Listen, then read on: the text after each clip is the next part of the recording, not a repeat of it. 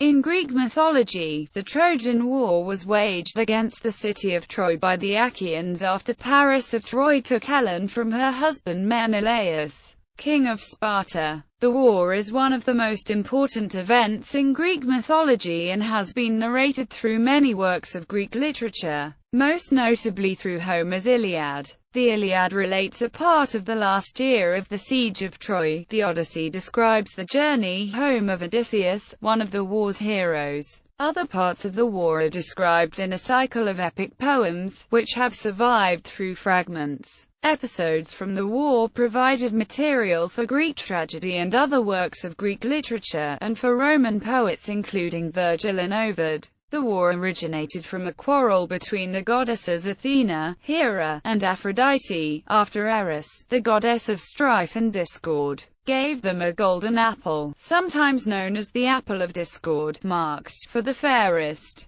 Zeus sent the goddesses to Paris, who judged that Aphrodite, as the fairest, should receive the apple. In exchange, Aphrodite made Helen, the most beautiful of all women and wife of Menelaus, fall in love with Paris, who took her to Troy. Agamemnon, king of Mycenae and the brother of Helen's husband Menelaus, led an expedition of Achaean troops to Troy and besieged the city for 10 years because of Paris's insult. After the deaths of many heroes, including the Achaeans Achilles and Ajax, and the Trojans Hector and Paris, the city fell to the ruse of the Trojan horse. The Achaeans slaughtered the Trojans and desecrated the temples, thus earning the gods' wrath. Few of the Achaeans returned safely to their homes and many founded colonies in distant shores. The Romans later traced their origin to Aeneas, one of the Trojans, who was said to have led the surviving Trojans to modern-day Italy.